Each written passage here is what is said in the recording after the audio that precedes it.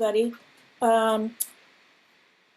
4 minutes ago, when I was rushing to get the dogs out and refresh my water and sit here, I spilled my glass of water on my tabletop, saved the computer, my papers are all wet, and as I'm about to share what I'm about to share, you'll understand the God tapping on my shoulder going, okay, Brynna, you have to have better discipline. So anyway, here we are, we're marking Rosh, Hodesh, Iyar. When I signed up for this, I didn't know anything about Iyar except that it's a Jewish month. I did some research about, what's the tachlis? What are in the kishkas of Iyar?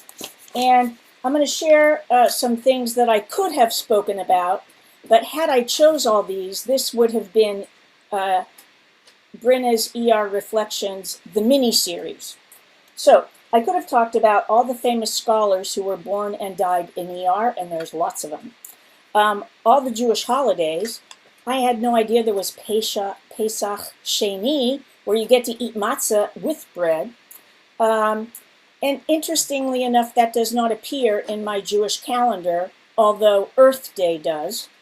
All the Israel/Jewish significant days in Iyar. There's Yom HaZikaron, Yom HaAtzmaut, Yom Yerushalayim, which spell check kept changing to Jerusalem, and of course Lag BaOmer. And then there's counting the Omer. Oh, it's a lot of stuff. I wasn't really interested in any of that. Then I saw an email from an organization called At the Well. It's Jewish deep spirituality stuff. The heading said, Iyar, heal the mind, body, and soul. I was hooked. In this email, I learned that during Iyar, we're healing from freedom. We're healing from suffering. We have the freedom to heal. Judaism teaches us that each of us has a divine spark. Therefore, when I heal myself spiritually, I'm actually, or physically, or emotionally, I'm actually helping heal the world. How cool is that? We can all do that. The letters of Iyar are an anagram for the Torah verse. Ani Yud Yud Rofecha, which means, I am God, your healer. So, healing oneself is a way for greater wholeness, shleimut. Now, don't ask me why healing is connected to Iyar. I'm just believing that it is. I went directly to a bookshelf. You see many books behind me. And I pulled a book that I'd never opened before.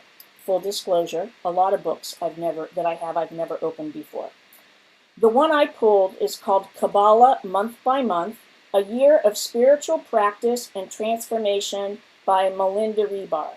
Scott, this is your cue. And it's amazing. Healing, body, the spirit, and soul. Area of healing, thinking. I also have done some work with the medicine wheel. And in the medicine wheel where we are right now, we focus on the clarity of thinking. And I got so excited about all of this, the letter Vav, the Hebrew tribe, the divine name permutation, that I could have done a mini-series just on this. But you can take that down now, Scott. Thank you. I learned that we emerged from Nisan and Pesach, from slavery to freedom. We've had time already to reflect on our personal Mitzrayims. What narrow places did we want to emerge from in order to experience freedom? I wrote my personal Mitzrayims down on an index card and burned them with a piece of bread in the fireplace when we do that thing before Pesach. And since then, I've been reflecting on freedom from and freedom to. Freedom from the slavery our ancestors faced, freedom to practice religion. This is really my favorite. Freedom from what others think I should or shouldn't be doing, and freedom to love them anyway. I journaled about what seeds do I want to plant as I move through this season. One thing for sure is I need to manifest a better structure for my COVID days so that I'm disciplined to write and read in a way that I don't spill my water right before I'm about to present because I've been editing and editing and editing and editing. Anyway, I use a real calendar. I actually use the Jewish calendar, and every year I write in birthdays, yahrzeit, and other significant events. In my newfound Iyar healing, I'm also going to be now writing in Brynna time for writing, Brynna time for reading, Brynna time to exercise.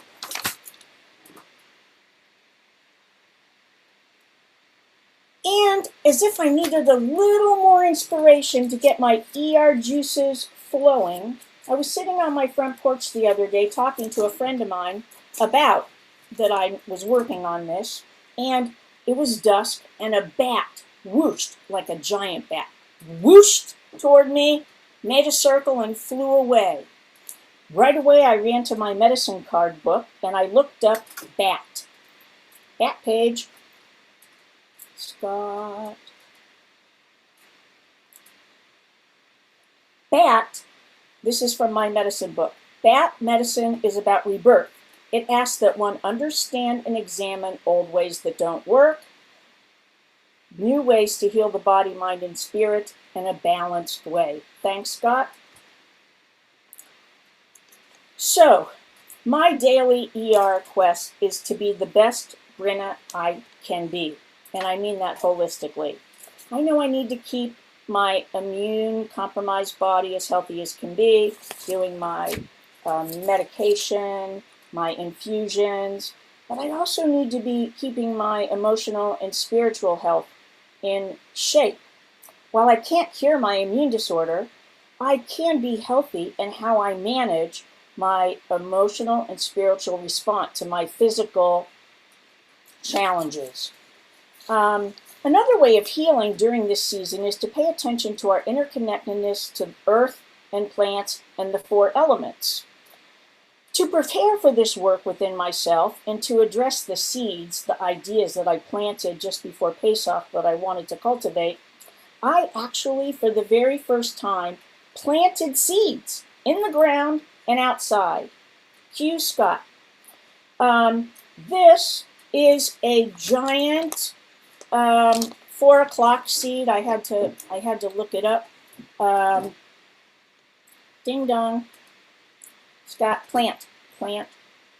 Thank you. This is my Jack and the Beanstalk. I grew that. I don't know, those of you who work outside, maybe you know the amazing sense of oneness with God and the earth and the universe when you put a seed and something grows. This is it for me. I get so excited about it. Thank you. That can go away. So there was this guy, Rabbi Chaim Vital, a Kabbalist who lived in Tzfat in the 15th century. And he wrote about how the world was created with 4 elements: air, earth, water, fire. And so too, each of us was created with these elements. And he explains that each of us has a dominant earth or universal element. And that element can tell us about our strengths and weaknesses. Okay, that would be season 12 of the mini-series. That it shows that there's people been thinking about this for a very, very, very long time. Okay, Rabbi Jill Hammer suggests, she's a contemporary living human being, to cultivate our relationship with the elements and therefore with God. We can do so by calling forth, literally like a prayer, calling forth a moment of the earth, wood, stone, soil, a moment of water, ocean, stream, rain, not the kind of water I spill all over my things. Calling forth a moment of air, wind, song, breath. calling forth a moment of life, candle, sun, lightning, and then letting these moments ground you as you open your heart to pray. Melinda Ribner, who authored this Kabbalah book that I pulled, explains that Iyar is a time of detoxification, purification, and the refinement of one's character traits. You know, character traits, like if you were on the Monday, not Shabbaton, where Rabbi Jonathan Slater talked about Mussar and our character traits. It's a time to love yourself, to take personal responsibility for investing in yourself in order to be effective in our relationships with others and with God. It's a time to spiritually wake up to new possibilities, new freedoms, and new personal journeys. Further, she says, to facilitate the healing within oneself, we must have a conscious connection with God. When we connect, we are becoming aware of this divine presence, and we gain greater access to freedom to become whole. And as we do so, we heal our body, mind, and spirit and bring them into alignment. She suggests 6 steps. I'm going to quickly go through them. 1, purify and heal. Take stock of the qualities of your life and lifestyle on a physical, emotional, intellectual, spiritual, I would even add financial levels, and figure out what's working and what doesn't, and invest in yourself. 2, deepen your connection with God. Increase your spiritual routine, whether it's praying, meditating, doing good deeds. All of these make for divine healing. Be with your feelings without blaming yourself or God. Okay, I don't think that needs an explanation. Be willing to discover and accept truth. Truth has been a big topic lately, and healing requires that we listen deeply to oneself in an honorable and respectful way. You feel a little pain, you do something about it. You feel a little emptiness, you reach for God. 5, develop a wider range of emotional capacity. This is about setting healthy boundaries for yourself and others in order to dig through complex emotional interactions. And, here's an example. You can show the Sefirot, Scott. We know that Abraham was known for his quality of chesed, loving kindness. But he struggled, he was challenged to demonstrate gevurah, strength. In the spiritual practice of counting the Omer, which is based on the Sefirot, we're given an opportunity to reflect, refine, and balance our character traits. Thank you, that can go away. And the last one is number 6. Guard against negative behaviors and relationships that are limiting. Okay, all this is about opening our hearts. And that's also what counting the Omer is about. Some call counting the Omer, actually, an ancient form of healing. Now, I am not ancient yet, but I know a few things about healing and about letting go. I know the more I let go, physically and emotionally, the more space I have to cultivate endurance and overcoming obstacles to balance my mind, body, and spirit. I learned that the second week of Iyar is devoted to the energy of Netzach in the Sefirot, and Netzach is the energy of endurance and overcoming obstacles, and they didn't say this about any of the other things on the Sefirot, but this one is connected to the right leg. Now I have to tell you when I nearly dropped the book, because tomorrow, as many of you know, my mother is having the 3rd surgery on her right hip. And she's been on a roller coaster of surgeries in and out of the hospital since December. Rehab once. The second time she came home from the hospital, I made a decision not to go to rehab. I thought her healing would be better where there are human beings present. Not like rehab where she's in a room by herself And every day for an hour, she gets some sort of therapy. And then people, they come in for a couple minutes at a time. Unfortunately, with my mom's dementia, she doesn't remember she can press a call button if she needs something, or pick up the phone and call me if she needs something, although I know she does remember my phone number. Anyway, I decided she'd be better at home. Sometime during all of this, I started to see that my mother was lost. She wasn't experiencing improvement anymore. The infection in her leg was messing with her. And I felt something in me shift. Now, some of you might remember my Elul reflection when I talked about my mom. And just when I thought I couldn't do any more emotional healing work with my mom, then all this happened. Last week, when I took my mom for her post-operative, oh no, hang on, I'm getting ahead of myself. So during this time when I felt myself shift, I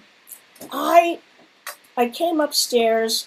The aides put my mom to bed at 9 o'clock, and I go, whew, I can relax. I kiss her goodnight, and I come upstairs. Well, because she doesn't have a call button, she does have a phone, but she doesn't remember she can use it, I put a baby monitor in there. So over the baby monitor, I hear my mom saying, "Oh my God, oh my God, oh my God." Now what I know about my mom is that when she has anxiety, she says, "Oy vey, oy vey, oy vey." When it's high anxiety, that's when we get the, "Oh my God, oh my God, oh my God." So I go downstairs and I did something I've never done before. I pulled a little chair next to her hospital bed and I started stroking her head and asking her what was wrong. And she said she didn't know, and I just kept stroking her head. And suddenly, instead of saying, "Oh my God, she was saying, "Thank you, thank you, thank you." And then that thing, whatever it is that can viscerally crack things open emotionally, happened. And I found that I was falling in love with my mom in a way that I never experienced. And I never had any physical intimacy with my mom. And this changed everything. And then a morning or two later, I went down to wake her up, and I said, "Good morning." And she said, "Good morning, Mom." And I'm like, "Oh, no, no, no, no. I'm the good daughter, and you're my mom." And she was confused for a minute. And then I realized, oh yeah, her mom was never really motherly to her either. That's where she learned it. And she was really raised by Emma, the nanny. And so when I was thinking about stroking my mom's head, and that when was did her mother ever even do that for her? Anyway, here we are. Last week, we go to the doctor for her post-op visit for the second surgery, and learn that her hip is dislocated, and I have to take her directly to University Hospital main campus, where a different surgeon, because it's a more complicated surgery, is going to do this thing tomorrow. And I asked my mom, "Mom, do you know what's going on?" And she said, "No, but I know this. Whatever it is, I'm going to recover from it." And I've learned that she has this expansive ability to ride this roller coaster she's been on and still want to put one foot forward, one foot forward. And so I'm learning things about my mom's emotional landscape that I really never paid attention to before.